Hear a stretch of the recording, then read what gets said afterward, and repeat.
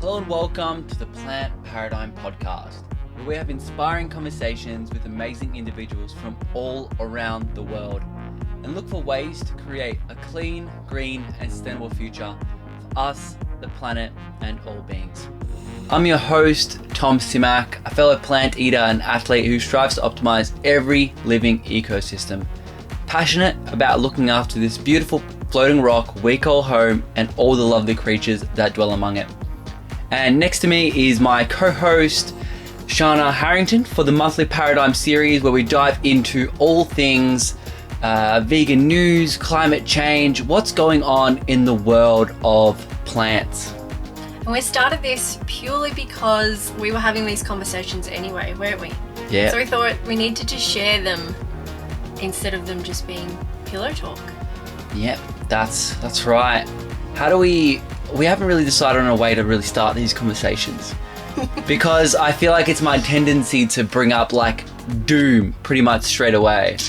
Yeah. And I have no idea where you got because usually I love to start every episode with like a summary of what we'll talk about, but I have no idea. Oh, well, we never know. It's all a secret. I know. You guys find out. Summarise last week's. Could summarise last month's.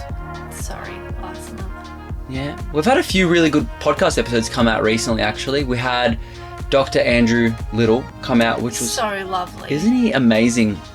Really keen to organise the second round because you guys seem to have loved it. I don't think I've gotten more messages from any other episode than that one on a lot of people going on their hikes, and one person even reached out saying that they had a chat to their kid after listening to the episode about antibiotic resistance, which was awesome. And then we also had Tony Okamoto come out, which is plant-based on a budget, who was also hugely popular because it was talking about the concept of every plant-based meal being part of the solution, which we totally stand by. I got a message about that from one of my friends, how much they loved that episode. Really? How good is that? I've got a hammy injury. I think it's a hammy injury. I'm not sure. I'm not too sure. I think it might be my ITB. I don't know how it started, but it's really kind of put a cork in the road for this world record attempt. Because I can't train. So I haven't trained for about 2 weeks now. Maybe a week and a half. You can't even run. I can't. Yeah, I feel pain to walk. So I'm not too sure what's going on. I think when I ran the marathon last month or 2 months ago, 2 weeks after that or a few weeks after that, I ran a half marathon. And then during that half marathon, I had really bad hammy pain and like the side of my knee really hurt, to which I couldn't even get home. Isn't this the same problem you had the first time? I'm not sure. I can't remember. I think it's this one, if anything, is slightly worse. It feels a lot more painful. But I don't know if anyone... It's just the I don't know. It's weird. Just people who are into fitness, they get injuries more so than people who aren't. I feel like it's just the weirdest mix. Thank you. You get really upset too. I get super upset when I get injured because it's just, you love exercising, you love the fitness, and then you get injured and you're like, what do I do with my time? Where do you get your endorphins from, And the other elephant in the room itself.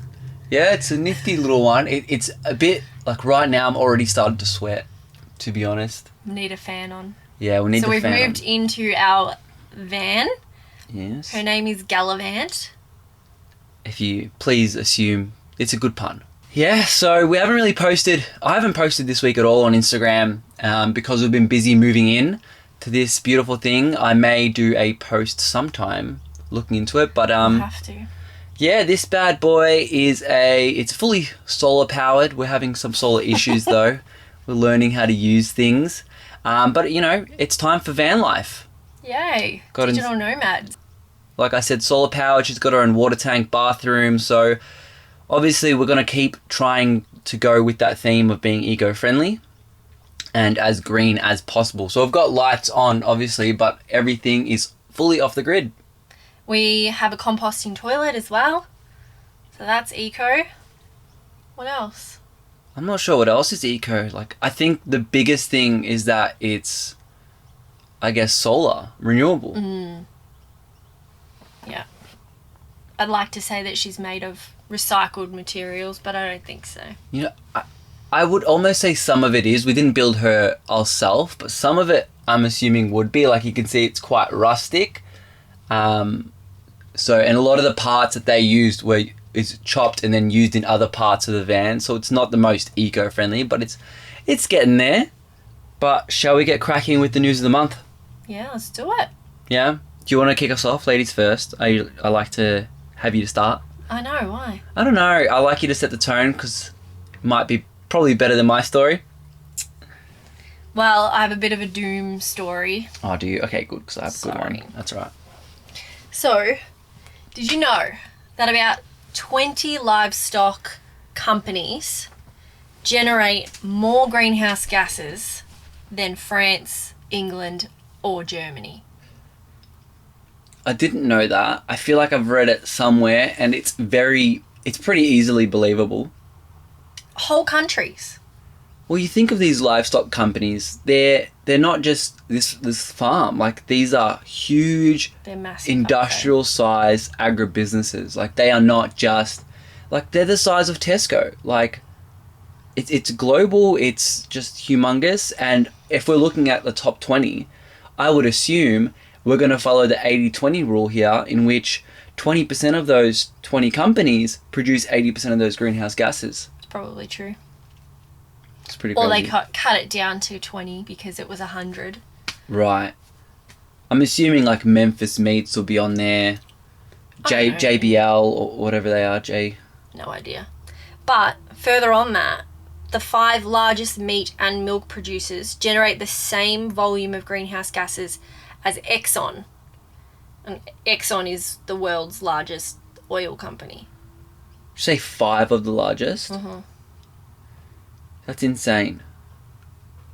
Yeah. Oh, The same.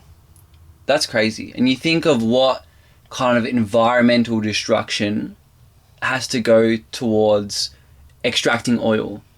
And you think, Yeah.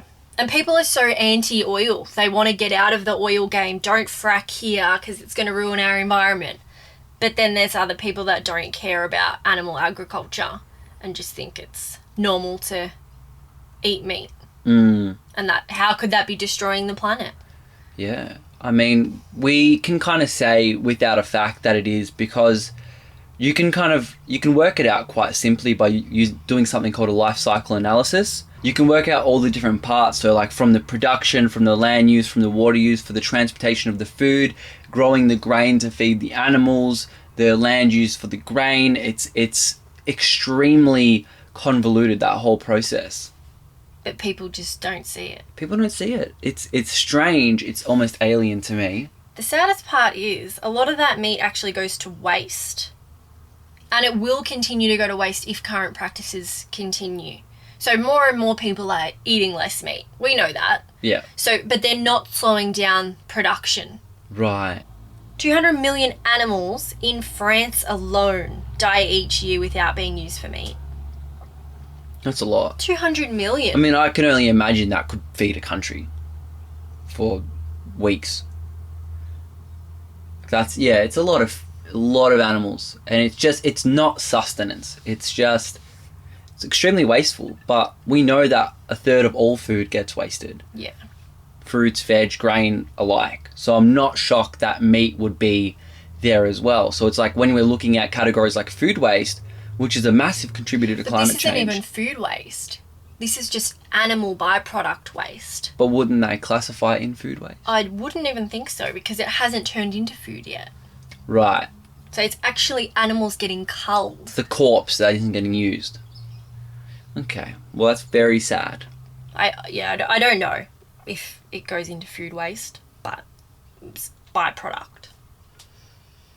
And there was a 76-page report done, and it concluded that the developed world must halve its consumption of meat in order to protect biodiversity and the climate. Half it. Half.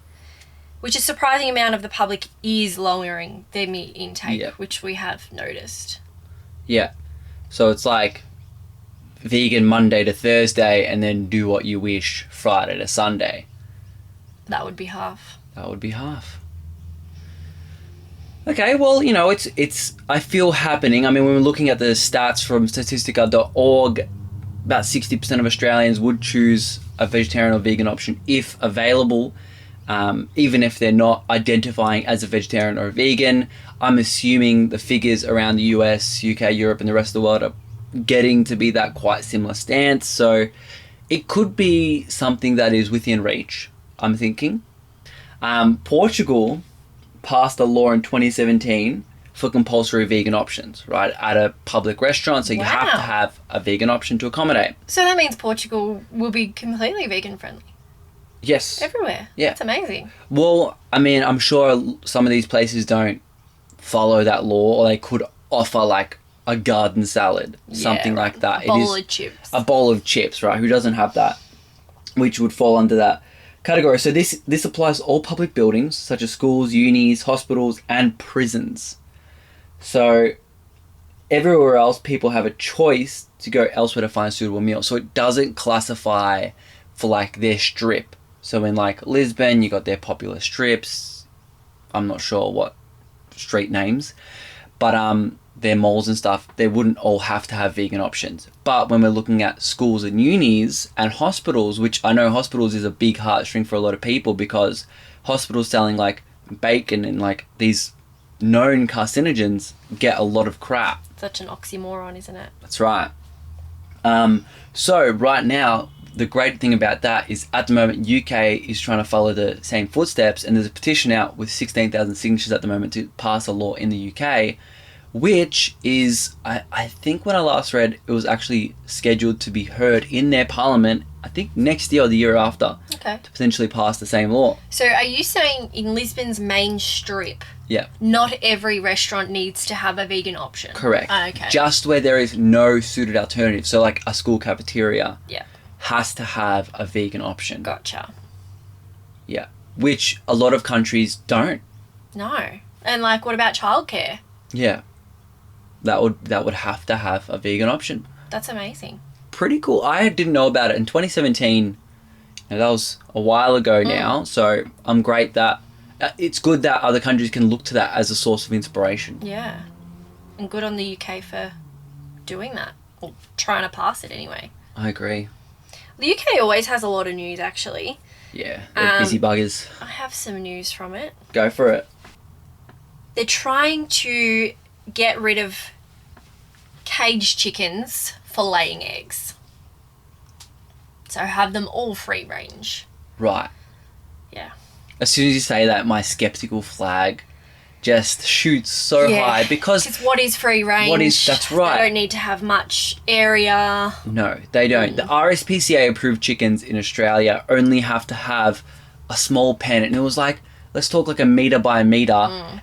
That's just like a little. You could fit like 5 or 10 chickens in there. Oh, they cram like 20, but it's only like this little small barn door type situation that's a metre by a metre that's connected to a huge abattoir where they're all indoors and diseased. Yeah. Like that's what I'm skeptical about, because obviously it needs a lot of work, but the fact that they're removing or trying to remove cages, I think that's a step in the right direction. Oh, for sure. I'll take any step at this stage.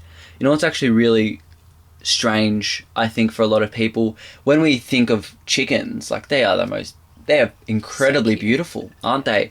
And growing up, when I saw like the footage of these factory farms, and that's what made me go vegetarian and then vegan, you see chickens and you kind of have this idea of what they look like. And then when we visit a sanctuary or like a farm that they don't have any cage, like they're free to go wherever they want. On the road, they'll come back to that house because that's where they have food. They got the compost. Like it's fully, like no slaughter is involved. Those chickens look like a completely different species. They're beautiful, aren't they? Their feathers are just so healthy. Like rainbow, vivid colours. They're like, it's almost like, you know, ducks have that feather sometimes that's green and it changes colour with the angle. Like, chickens are just so vibrant, and like you can really see their personalities, and they don't have that chance when they're, in these horrific conditions. Yeah. But the UK is also trying to get rid of shark fin soup. Is that really a thing there? Yeah. Is it a thing here? I think so. You'd be able to get it in Melbourne. Right. Yeah. Okay. But yeah, they'll be banning shark fin trade altogether. That's great. Yeah. I'm sure you'd be able to get it on the black market, all of that, They find a way, don't they? Of course. It's just shocking to me that it's got literal no nutritional value. It's just and prestigious. apparently no taste either. It's just... I wouldn't know about... I haven't heard anything about the taste. I heard it was tasteless. Right. What's the point? Just delicacy. That's right. Yeah, that's really shocking. But also on that point, for anyone who hasn't seen a healthy chicken, go visit a sanctuary. Like, there's so many everywhere. I think you can find one on Instagram. When you see, like, a healthy chicken, your concept of the chicken will change. Yeah. But yeah, let's get rid of shark fins. Do you want to handle the next story? Okay. Well, I've just got a little headliner. Okay. In September, it was National Wildlife Day. Okay. I think it was the 5th. Okay. 5th of September, something like that. So I've got a stat for you. Oh, okay. Wild animal populations have declined by 68% in the last 50 years. 68%. So of all the mammals remaining on Earth, 96% are livestock and 4% are wild. Yeah, I've heard stats like the animals that we have in agriculture will outnumber the wild animals like 100 to 1. We watched a David Attenborough. Yeah, he mentioned it there, I believe. But I thought it was like 7%. So, and that was what, a year or two ago? So if that's dropped another 3% in the last year or two...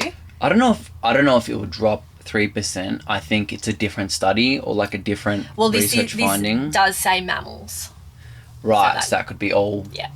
And we don't know all the aquatic species. Oh my gosh. I heard something like we're discovering like hundreds of new species every day or something. Insane. The ocean is just a wild place. It is, not for long.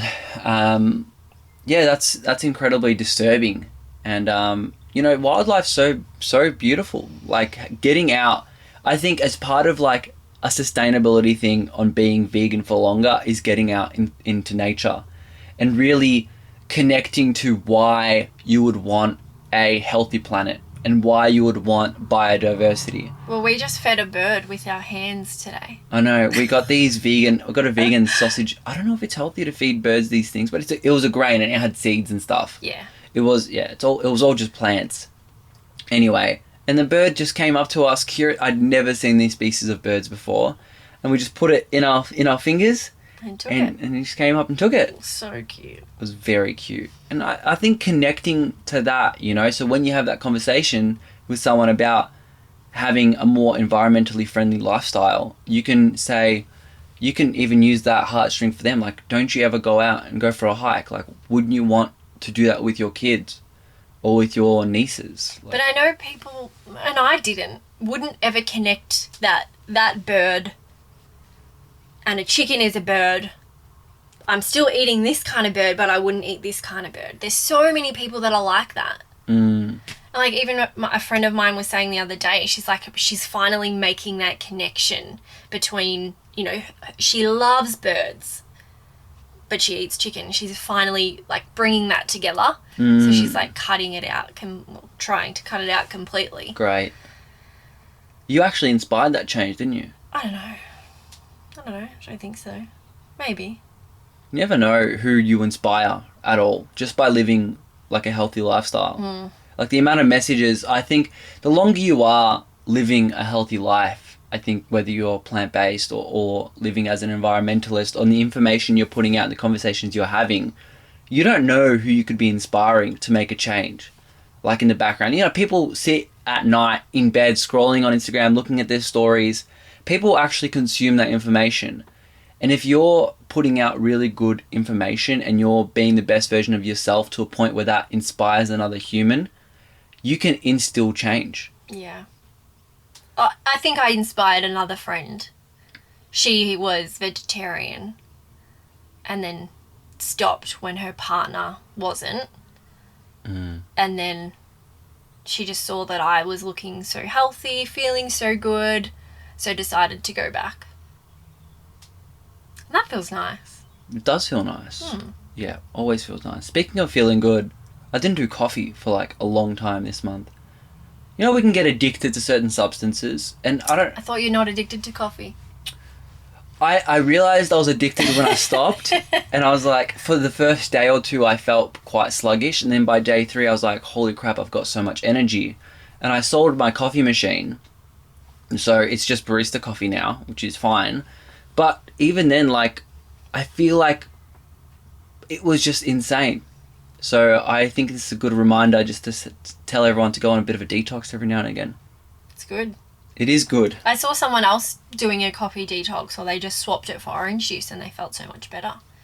Really? Hopefully it was actual orange juice and not like... orange syrup. Yeah.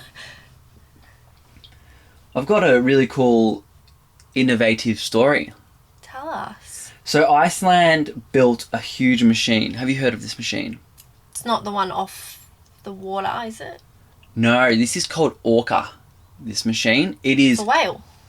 Exactly. Oh. Yeah, it's the first of its kind, and essentially it works to capture carbon through a fan, heat up the air to extract the carbon, and then using a drill it buries it 1,000 meters deep into the earth, and the earth then takes that carbon back and mineralizes it. Wow. So it's a carbon capture machine, the biggest of its kind. It can store 4,000 tons of carbon a year. Wow. So that's a lot of carbon. I think it's fully fully powered on renewable energy, so I don't think it takes any energy to use, but 4,000 tons of carbon, that's a lot of carbon. Like, if we're thinking of the Australian bushfires of 2019 to 2020 that went for 7 months or 8 months, I believe, that released 400 million tons. Whoa. So that'll at least put a dent in that a little bit, but when we're looking at the bigger picture, 400 million tons to 4,000 tons, it's good. I'm really excited for the innovation, but I think it's dangerous to be focusing on too much on the wrong thing. Yeah, but think about it. The more carbon we're sequestering, is that the right word? Yes, the right word. The less, hopefully, the fires will happen. Correct. Hopefully. Yes. Obviously, I don't know that for fact, but the better we treat the earth, the better the earth will treat us. Well, I feel like it's more a solution when we hit net zero, because at the moment we're still rising by a few percent every year. Yeah. So we're not sequestering enough to even combat the net zero. I think it'll be more useful when we hit net zero, and then we can go back and start sequestering the damage that we're already done. And this plant also cost 10 to 15 US million to build. So it's not the most sustainable. No one can just go out and just, build this thing in their backyard. This is a huge plant. And to build, like, you're talking 10 to 15 million to only sequester 4,000 tons. Yeah. Which is, it's per year, and that can hopefully last forever with repairs and stuff happening. It can create a lot of jobs. So there's a lot of good things happening there, but it is a lot of money to sequester just 4,000 tons. Correct. I'm not discounting it. Amazing, happy days. But, yeah, it's a lot of money to... When there's free alternatives of just... Rainforests. Cutting your diet. Recycling.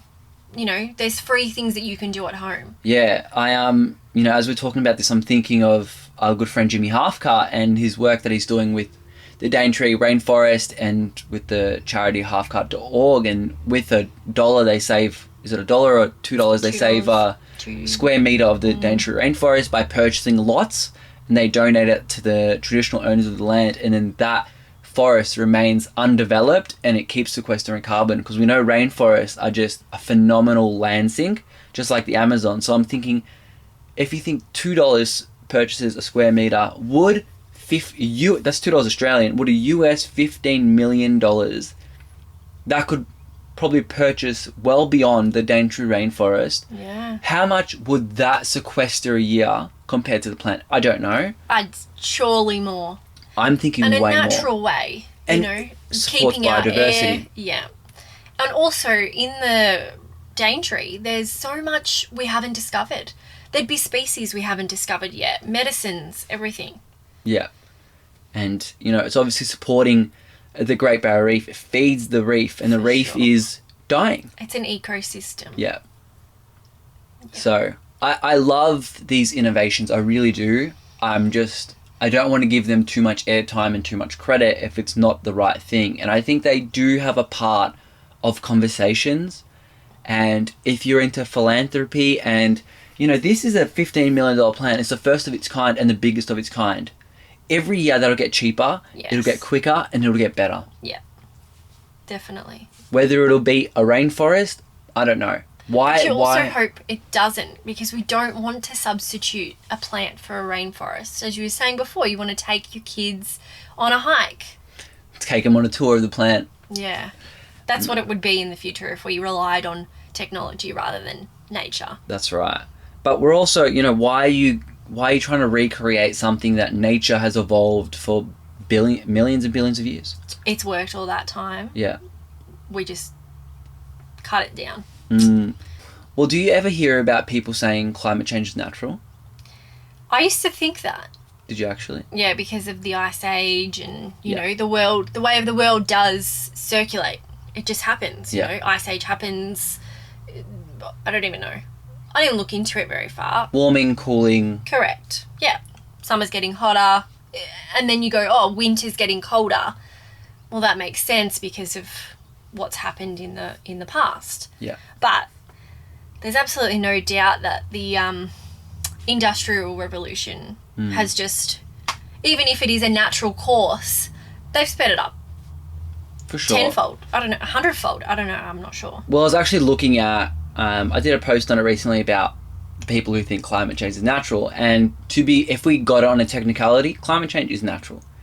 Climate changes every day. It's part of life. What we have done, and when I say we, I refer to the human race, is we've actually reversed the cooling. So what happens when we're looking back through lots of fossilized data, the ice sheets in Greenland, they can carbon date, so they know how much carbon was in the atmosphere, and they can kind of pinpoint roughly how hot or warm it was based on our current available data.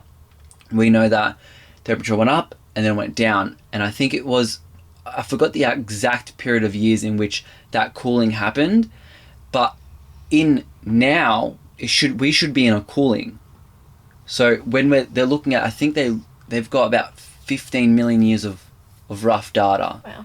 Right, and they're getting more and more precise every year with technological advancements. We've essentially reversed the cooling. That's what's happened. So that's why climate change isn't natural, or what we're experiencing isn't natural. Climate change is natural, but I think that's a really important point, and the reason I raise it is because when we're talking a lot about having conversations today.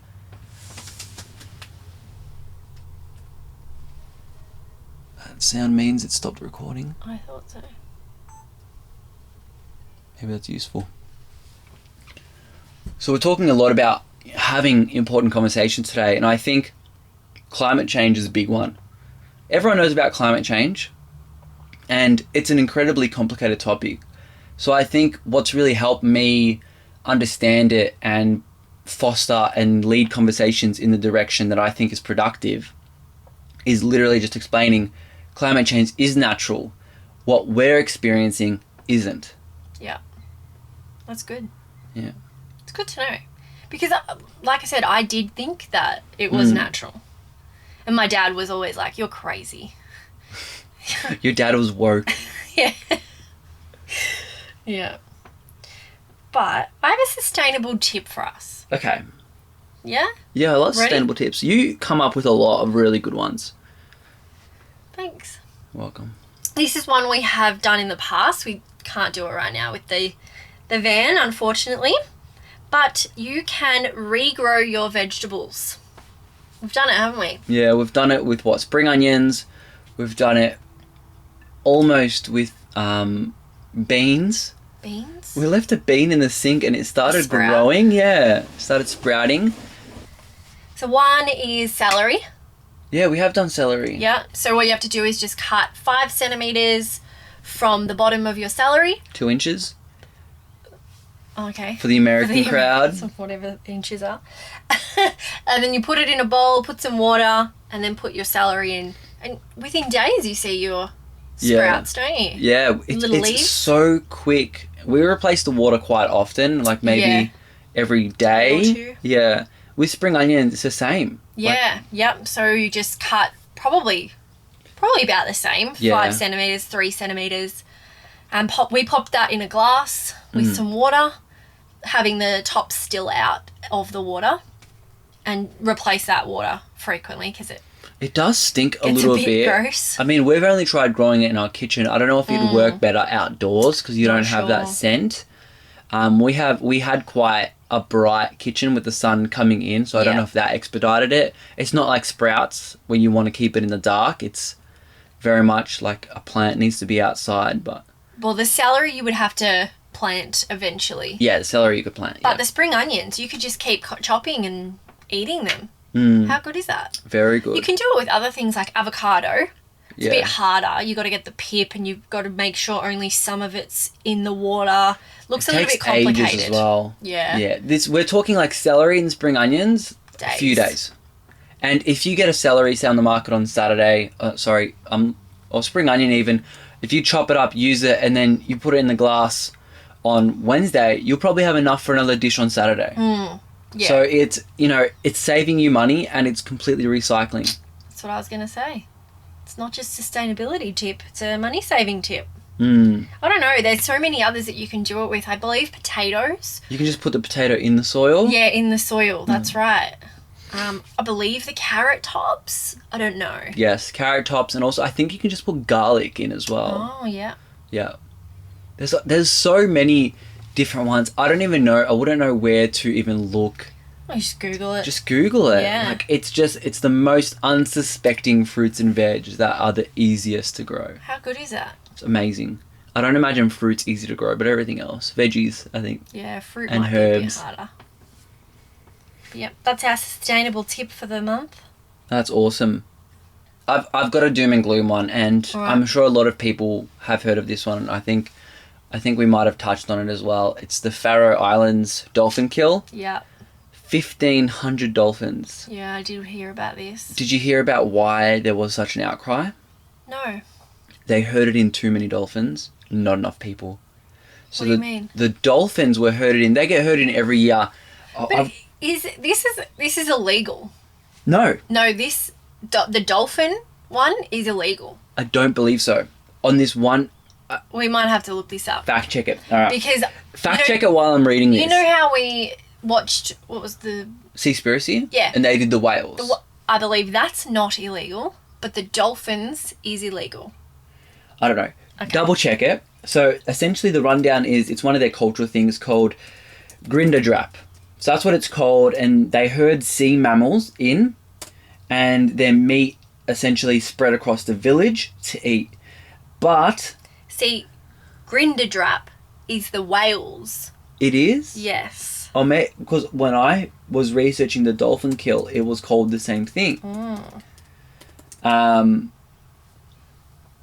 So essentially, usually they herd about 250. But this time they herded 1,428. So they herded in 6 times that amount, and they had not enough. They had less people killing than usual. So these It was dolphins, like 500? yeah, these dolphins were left in the bay, suffocating for hours before they were killed, and they were killed slowly Oh, that's because horrible. it was just suffering and torture. Sorry, it is legal. It is legal. Legal, not popular. Yeah. So, yeah, it was so funny because when I was looking at the surveys and stuff of the Faroese people, most people actually didn't support this. Really? It was like 60% of people didn't How many support this people one. actually live there? I actually have no idea. 1,500 are taking part in it. Like, that's a lot of people, I would say, for some tiny island. I would suppose it's not beyond 10,000, but I don't know. Yeah.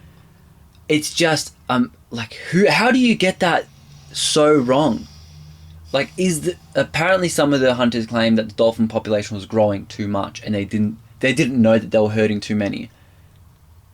Like, I don't know how that happens. I don't know if they're talking crap, but... I don't understand that. I don't understand it either, but to have that many... So they're, at the moment, the president or whatever they have is looking at kind of putting in... I don't think they're looking at banning it. No. I think it's more putting in much more strict regulations on how it's actually done. Yeah. It's a tradition that's been happening since the Viking days. I feel like it's just something that will stick around for the time being. Maybe younger generations will not be so pleased with it. Yeah. I would believe that. I've got more killing news. Oh. Is this a really morbid episode? I don't know. I think it's important. I've got a lot of good news stories. You've got a good news... Okay, well... Don't get depressed. We'll finish with a lot of good news, because I've got some good news stuff as well. Wow. But this is about the dog meat in South Korea. Okay. Have you heard of this story? Yeah. Okay. So the president is looking at potentially banning it. Yeah. So the president's name is Moon Jae-in, and it's due to activism. Yeah. So the rise of this wokeness around the abuse of animals, murdering them for food, etc., but also the rise of popularity of having dogs as pets in South Korea in particular. And so I heard this story and then I thought, big change and big promises like this, especially when it's in regards to cultural change, isn't super common. So I kind of, again, my skepticism in me came out, and there's actually a presidential election coming up. So not only has he come out and said that, but multiple other presidential candidates have come up to say they will ban dog meat. So we feel like he's just doing this Empty to get promises. the vote. Potentially, I don't know, but it sparked a debate. So it is, I believe, going ahead as at least a conversation. But dog meat in general is not nearly as popular as it used to be. Obviously, just as times have changed, but it's still quite common amongst like older people. You can find it in some restaurants and some markets. But also, it's so funny when you look at like the interviews and the few articles that I read, the people who are picking up a stink about it, can you guess who they are? The people selling the dog meat. Obviously, their livelihood is at stake. Oh, the people not happy with this. Correct, Yeah. not happy with it. So it just, as I read it, I almost laughed out loud because I'm thinking this reminds me of the people who would have picked up a stink that's saying, no, wooden wheels are the future of the carriages. Cigarettes are healthy for you. Cigarettes are super healthy for you. Do we care about tobacco industries? No. Like, why should we care about people who are suppressing and killing other beings or animals? We shouldn't really care too much. There's a level of compassion, like we shouldn't leave them high and dry. No. Just like, hey, let's maybe fund and upskill you to get another trade. Or, you know what else is still legal there? Other animal meat as well. Why don't you just switch to another form of torture if that's really what you want to be doing? Why would you be okay with that? Because I'm thinking one step at a time. My preference, my ideal preference is they go from a dog meat seller to I'm not sure, a furniture cabinet maker. Yeah. Or a park ranger. When I was not vegan, I would have eaten dog meat. You're joking? No. Because Why? what's the difference between a dog and a sheep? But who thinks that? I did. Well, lots of people would be really aggravated at that comment. But lots of people would be like, no, they're different. One's friendly. Doesn't matter. What, sheep aren't friendly? You don't know. How many people have been killed by sheep? How many people have been killed by dogs? That's a fair point. Yeah. I'm very much, and you know this, about equality. In the most cynical sense. No, what? If I kill that, I can kill that. Absolutely. Okay. But I never put the connection together. Like, I never ate dog meat, but if I was offered it in China or something, I'd be a hypocrite if I said no. That's right. You would be a hypocrite. But obviously I don't eat any meat now, so I wouldn't eat either. Yeah. Okay. But I never liked that, here's the line, here's what you will eat, here's what you won't eat. Yeah. Just stop And it. I love dogs. Yeah. Did you though? I even when I was eating meat, I don't think you could ever convince me to have a dog. Like when I was in, I think, primary school. Well, then you're a hypocrite. I was a hypocrite, absolutely. When I was in primary school, I remember people telling me dim sims are cut up cattails. Did you ever hear that myth? Yeah. Not cut cat tails, but just cat. Was it cat? I heard it was like cattails because it was that shape. And it's like, I was almost off dim sims. Because you have a cat and like, I don't want to eat my little Lucy or whatever cat I had at the time. So it's fascinating. I should have gone vegan a lot earlier than I ever did. Yeah. With that mentality. Yeah, for sure. I'm so shocked you didn't. Do you want to take us ahead with the next story? Well, we got addicted to Hell's Kitchen, didn't we? Yeah, we did, hey.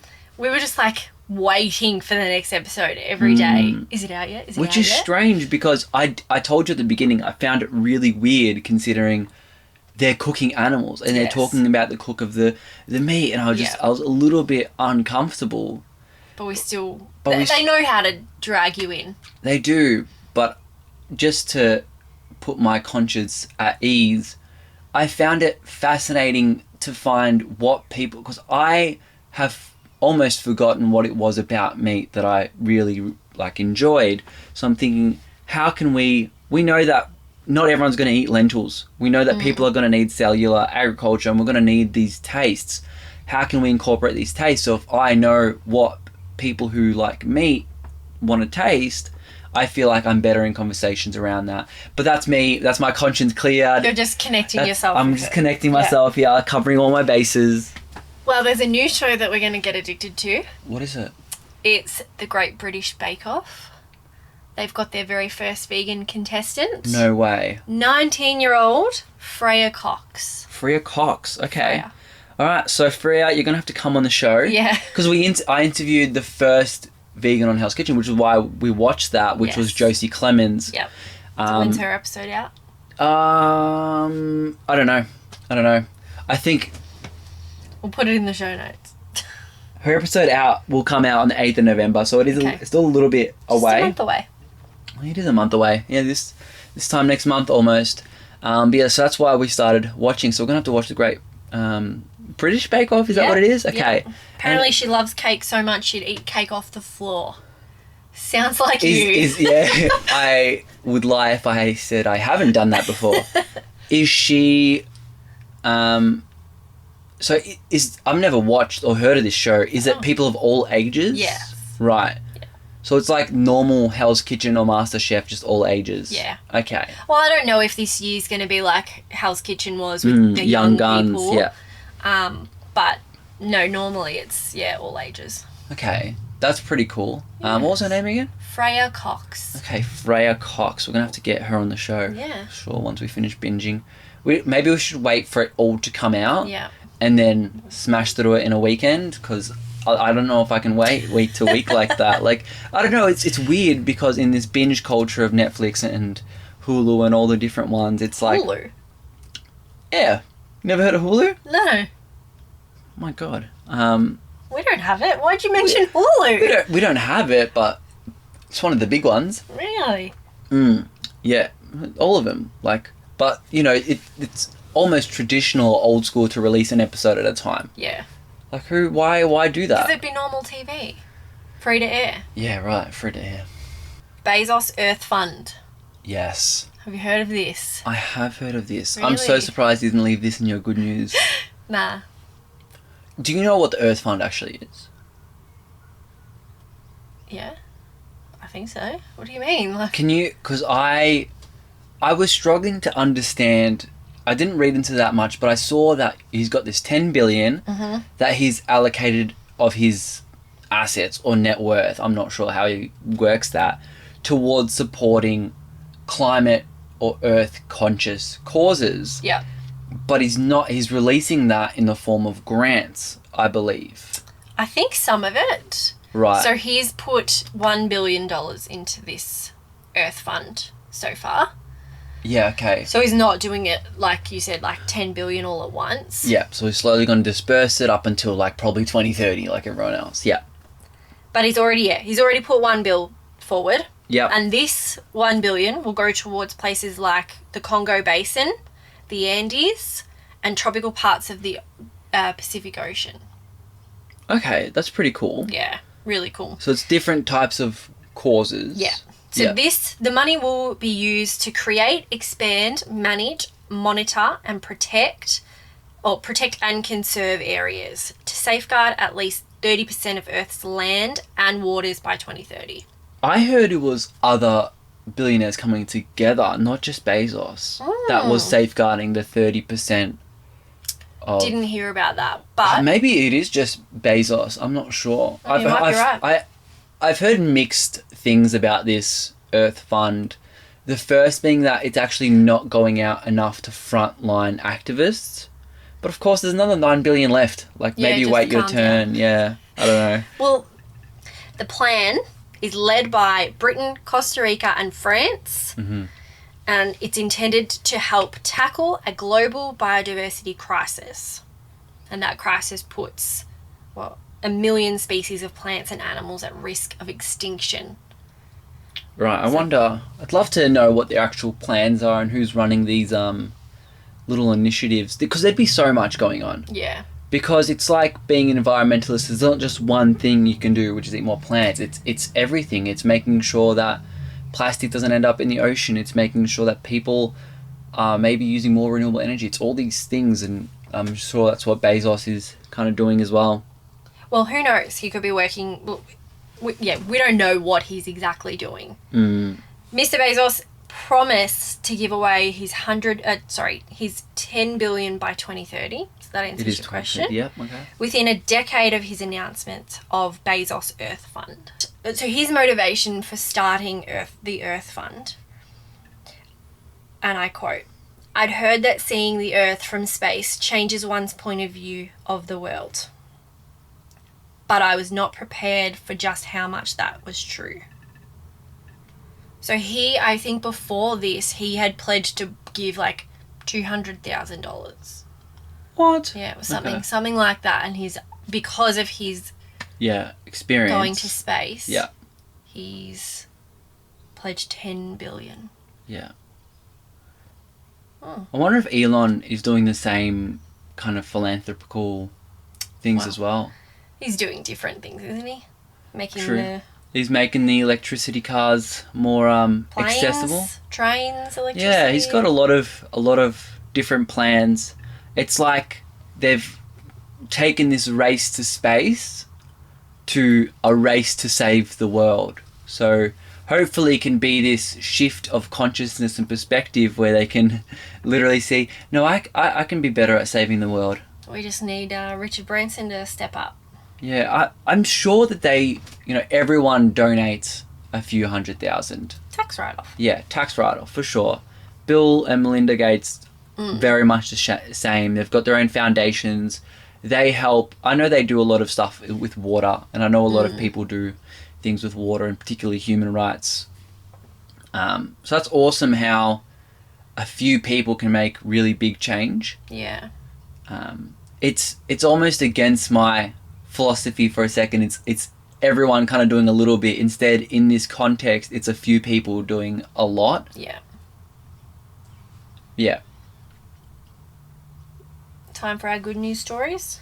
No. I've got one more story. Okay. Jumping the gun.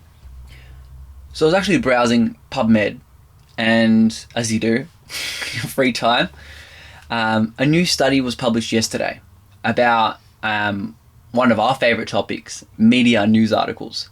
So I found it really fascinating. It was about how the media portray veganism. So this study used theoretically guided framing analysis to identify frames used by various interest groups in relation to reducing red and processed meat intake in online news media articles published in the months around the release of 4 high-profile reports by authoritative organisations that include a focus on the impact of high consumption of red and processed meat. So the study was done in 4 major red and processed meat countries, being US, UK, Australia and New Zealand. Really? Yeah. Wonder why those 4? They produce the most red and processed meat. More than like Brazil or something like that? Wow. Apparently. This is what this... I'm assuming... I'm shocked as well. Now that you mentioned Brazil, I'm like, no, they would do a lot. And imagine how, like, the population of New Zealand, but we must export. Must be exporting. So it looked at 150 news media articles, and they obviously found what we already know. Red and processed meat, or the topic of red and processed meat, was highly polarizing. Shock. Yep. But the industry, so the news industry, frequently framed red and processed meat reduction as part of an, in quotes, vegan agenda, or as advocated by an elite minority. So they're pinning vegans as like superior. Yeah, we're better than everyone else. We're better than everyone else. So the vegan propaganda and being an elite minority was the most common terminology and phraseology used by news media outlets. I wonder what they think we get out of it. I have no idea. I've thought about this for so long. Like, what is our motivation other than not wanting animals to be killed and for our planet to not be uninhabitable? You speak a good point. What is our motivation? I mean, it goes along this tweet that kind of has gone viral. And it goes something along the lines of, why do you take time out of your day to literally find loopholes in something that is designed to reduce suffering as much as humanly possible? And it's exactly like, why? So I found that really fascinating. I think it's, it could come back to like clickbaitness, because they get incentivized with clicks. Of course. But then why are people clicking on that? Like, why is that interesting? Because it associates with their current beliefs. They don't have to change. Their habits don't need a shift. But reducing red and processed meat intake was also depicted as an infringement on personal choice and traditional values. So that's what they're using to kind of pin people in. So what they found is also something we know. So a lot of this was just confirming what we already theorized, which is that the groups attempting to discredit vegan reports or science that said plants are better for the environment cited the same consensus and the same authors that are in line with their beliefs. So they would cite discredited science, they would cite anecdotal evidence, they would cite other news articles instead of looking at the science. Yeah. Obviously, one of the worst things about this is it's going to diminish political leaders and politicians in general to actually look at this policy seriously. It's going to look like it's just a bunch of propaganda, and it's obviously going to sway them in a certain direction because they're the ones that are consuming this biased, agenda-ridden media. Isn't it funny that The ultimate irony. the media, the politicians, don't they sound like they're working together? That's some very... What a conspiracy. What a conspiracy. But non-conspiracy conspiracy. So that's a cool new study that kind of confirmed what we already know. Yeah. But it kind of put that thought to rest. We kind of know that vegans are depicted as propagandists. Yeah. So it's now our job to facilitate conversations in which we can maybe learn how to navigate our way out of that zone. Well, I had a friend message me today asking, because we're going out tonight, what kind of snacks can I get for you even though you eat gross food? What? Yeah. Shut up. No. I was like, it's okay, we'll bring our own. But I'm going to bring the most amazing snacks. Yeah, and you're not getting one. Where are we going to go? Like, what do you... You know what I mean? I feel like it's that interesting thing where something I ask chefs every time, like on this interview, I asked Josie as well. I think I've asked Mario Fabri, who I interviewed as well. It's always, what are you cooking for people that aren't vegan? And that's where we got his special nacho sauce, which I think we've cooked it for how many people now? We took it to that party They're all once. vegan. No, some of them weren't. Oh, yeah. Some of them weren't. And even my mum wasn't vegan at the time, or she's mostly plant-based now. It's you got to find something that you just know But everyone they're so, will like, There's vegan lollies now. There's I know. vegan chocolate. Everyone eats dark chocolate. Like, what's... Well, we took the new, I don't know what the brand of lolly that we had before, the jelly lollies, the vegan ones, aren't Natural it? Yeah. confectionery. We took that to a picnic and everyone there Yeah, they were wasn't asking vegan. us to pass it around. Seriously. And then when you tell them it's vegan, it's like, what do you mean? We sometimes don't say it until it's too late. You know, we let them tell us it's good and then we're like, it's vegan. Well, they know it is if we've... Yeah, they know it is kind of if we're eating it. It's so funny, our friend Jansen, who we've had on the pod twice, Plant Strong Jans, he always asks us, like, is it vegan? I'm like, you're coming to our house. Like, it's vegan, bro. But I asked his mum that the other day. She gave me a smoothie and I was like, is this even vegan? I'm like, you wouldn't be buying something that's not vegan. It's a habit. Yeah, it is. But yeah, I think finding... It's funny how we want to really... It is our agenda. We do have an agenda to want people to include more plants so that we can live a happy lifestyle on this planet. I know. And not have to get on a friggin' plane or a jet like Bezos and go to another planet. On that topic, before we continue on, did you hear that the first commercial flight actually left for one of his rockets? No. Four passengers. Really? Civilians. Half a million? I don't know how much the ticket was. I saw the headline. I'm like, oh my God, they finally did it. Like, this is the beginning. Wow. So that's awesome. But yeah, it's so funny. I don't know what we're going to have to get. We're going to have to get the nicest food. Have to.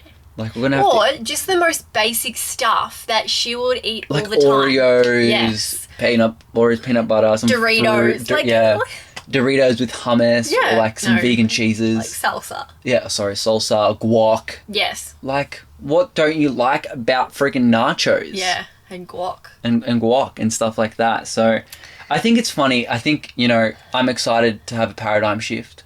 She wanted to get you carrots. I'm like, you'd be super happy. I'd be stoked. I hate that I fit into that vegan hole. Like, I will walk around like a van and house just eating carrots. Like, that's okay. But it's healthy. I love carrots and they're chewy. It fills you up and you can't eat.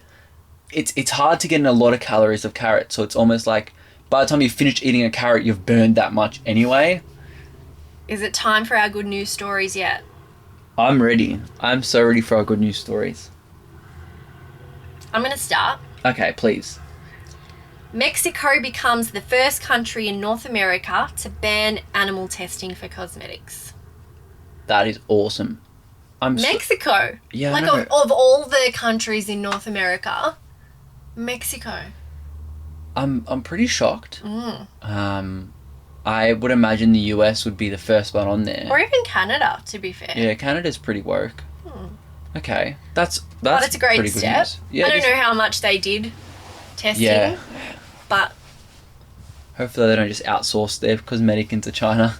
True. But they found that most people, like you were saying at the last monthly paradigm, when UK is bringing back animal testing, but when you survey most people, it was like 80% of people wouldn't buy anything that was tested on animals. Which is strange. The only people who would be buying is people who don't look for the label because you assume that it's cruelty-free because you don't know that animals are tested. Nobody goes out looking, excuse me, was this tested on a rabbit? I just want to make sure. Yeah, for my safety. For my safety. Yeah, nobody does that. No. That's pretty awesome though. Another really good news. So there was a report that was commissioned to look at new coal plants. And the report found that more than 3/4 of the world's planned plants have been scrapped since the Paris climate deal was scrapped. Wow. 3/4, that's huge.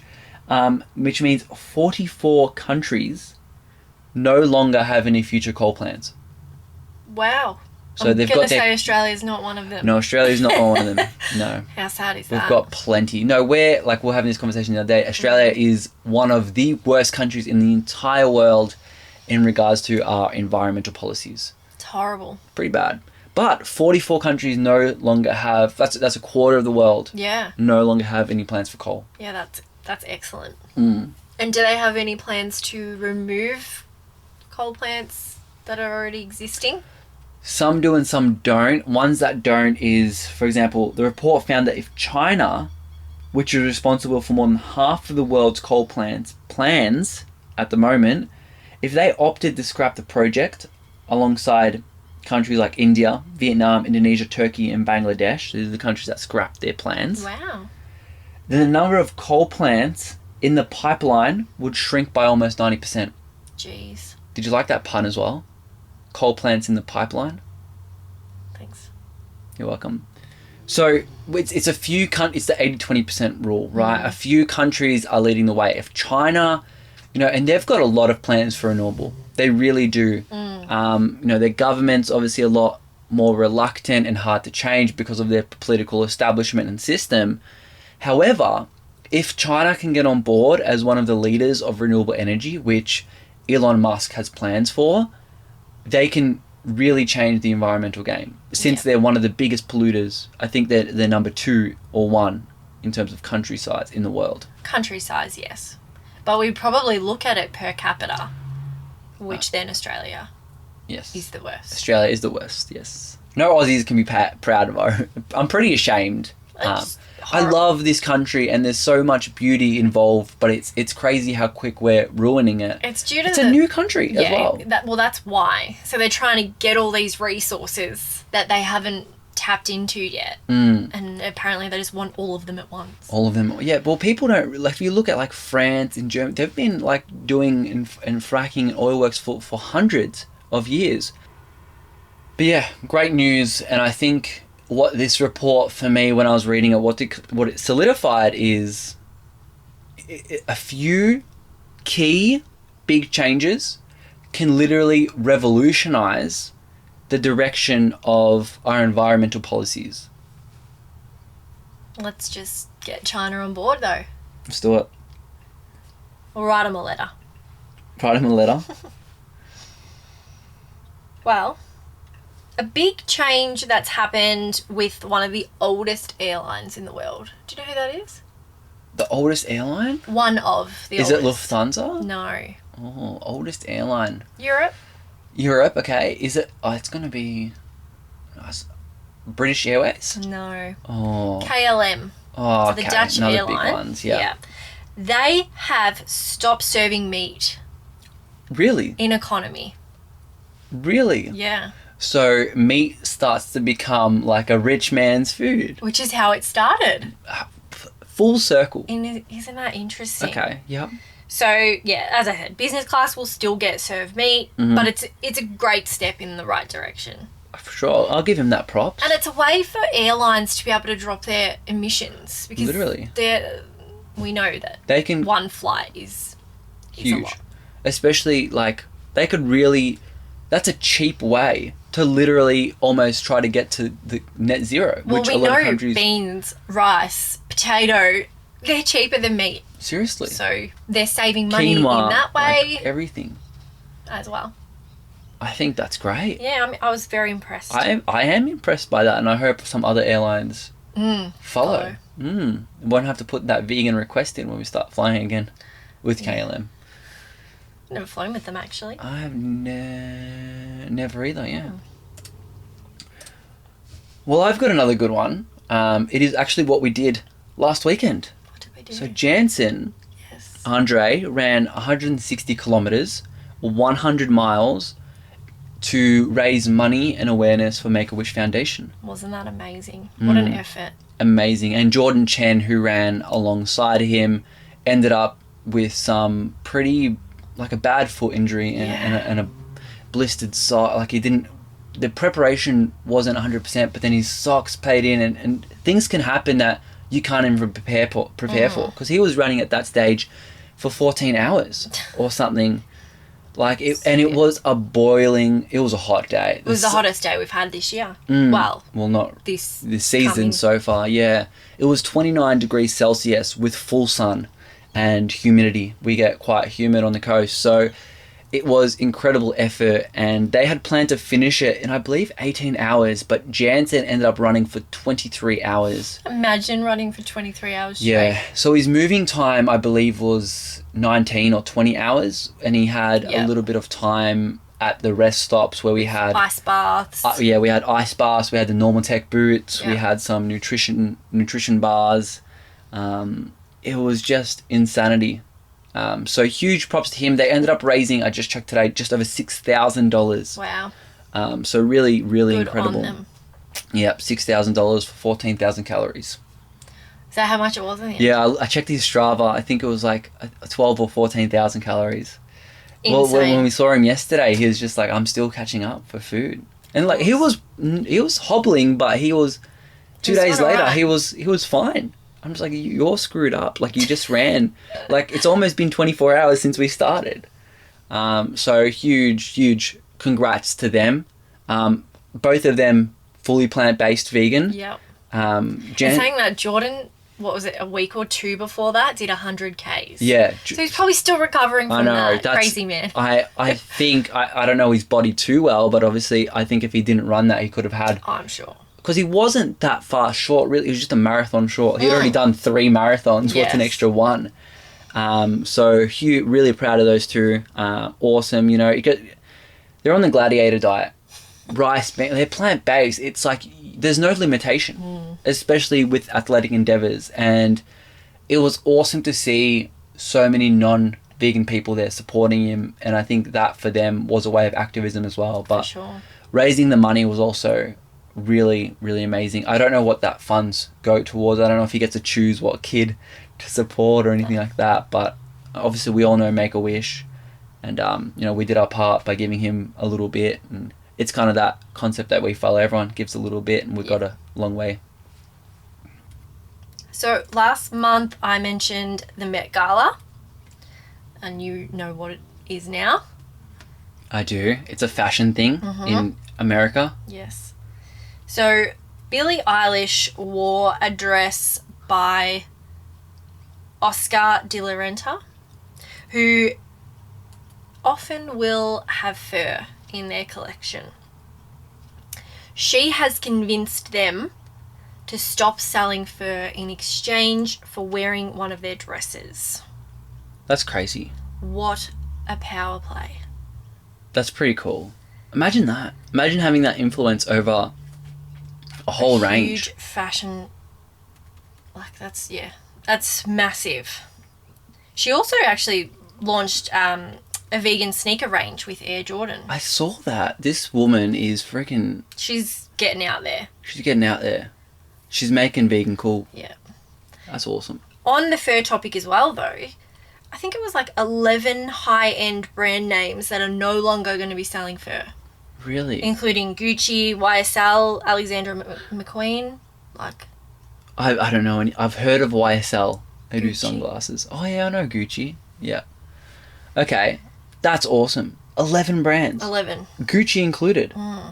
Hopefully this is just a movement that... Yeah, just keep skyrocketing, keep Takes that off. momentum. That's awesome. Because I know Gucci have that, like... They have the fur slippers. They fur a lot. Really?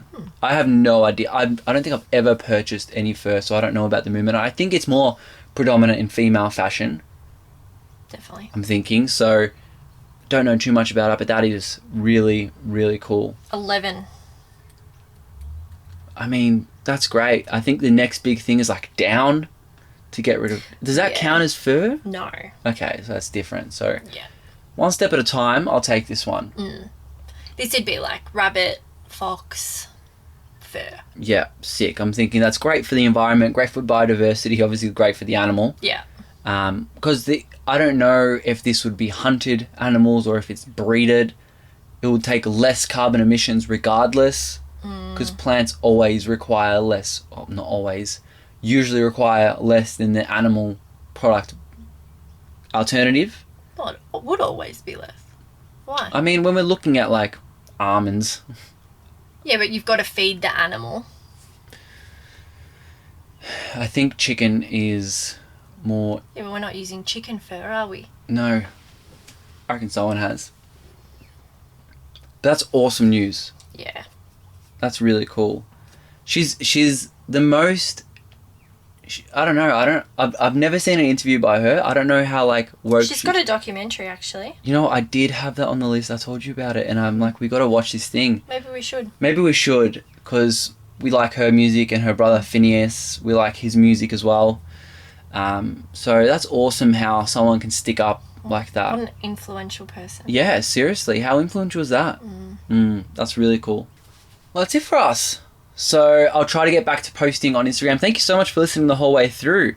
Hope you enjoyed our conversation. We touched on a fair bit. A bit more probably vegan, ethical centric than usual. A lot happened in September. A lot did happen in September. I promise I will get back to posting on Instagram soon. One day when I catch up on the post, and I've got to do a lot more research and whatnot. I'm really excited for the next 2 episodes that will come out in between this and the next monthly paradigm. We've got Mike the Vegan coming out next week. So awesome. He was a huge influence for me and for you, I think. Yeah. Incredibly intelligent individual. And then we've also got Nina Gelbcare, which is Naturally Nina on Instagram, who's a nutritionist and a vegan powerlifter. That's all.